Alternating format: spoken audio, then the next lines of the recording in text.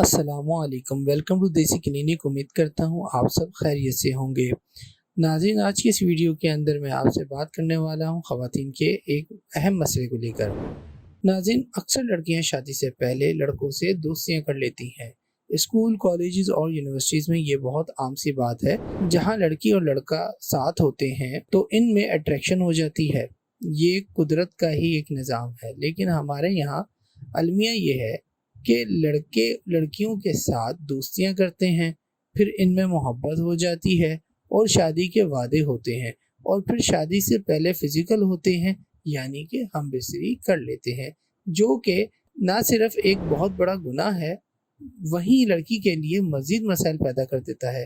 جب وہی لڑکا اس سے شادی سے انکار کر دیتا ہے تو اس کے گھر اور لڑکی کے گھر والے کہیں اور رشتہ طے کر دیتے ہیں، تو ایسے میں لڑکی اپنا کنواراپن کھو چکی ہوتی ہے اور اب اس پریشانی میں ہوتی ہے کہ دوسری جگہ جہاں اس کی شادی طے ہوئی ہے تو وہاں فرسٹ نائٹ کو اسے ہسبینڈ کو پتہ لگ جائے گا کہ یہ کنواری نہیں ہے۔ تو اس وجہ سے لڑکیاں بہت پریشان ہیں اور مینٹل اسٹریس کا شکار ہیں۔ میں آپ کو اس مسئلے کا حل بتا رہا ہوں۔ ناظرین، اگر آپ ہمارے چینل پہ نیو ہیں یا آپ نے ابھی تک ہمارے چینل کو سبسکرائب نہیں کیا تو سبسکرائب کے بٹن پہ کلک کر کے ہمارے چینل کو سبسکرائب کریں، ساتھ ہی بیل والے آئیکن پہ لازمی کلک کریں تاکہ آپ کو ہماری ہر آنے والی نیو ویڈیو کی اپڈیٹ مل سکے۔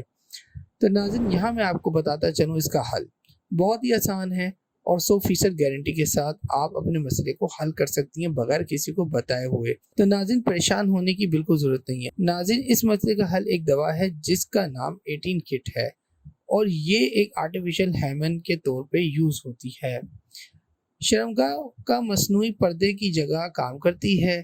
اس سے آپ کو ہم بستری کے دوران ویسے ہی خون آئے گا جیسے پہلی بار ہم بستری سے لڑکی کو آتا ہے۔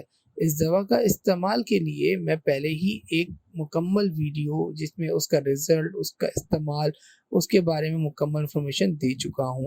اس کا لنک میں ڈسکرپشن میں دے دوں گا، تو وہاں سے بھی آپ اس ویڈیو کو جا کے دیکھ کے مزید انفارمیشن اس کے استعمال سے لے کر دیکھ سکتے ہیں۔ ناظرین، اگر آپ کی شادی نزدیک ہے تو آپ فوراً رابطہ کریں اور اپنے آنے والی زندگی کو اپنے ماضی سے بچا کر رکھیں اور خوشگوار زندگی گزاریں۔ ملتے ہیں اگلی ویڈیو میں، تب تک اپنا خیال رکھیے گا، مجھے اپنی دعاؤں میں یاد رکھیے گا۔ اللہ حافظ۔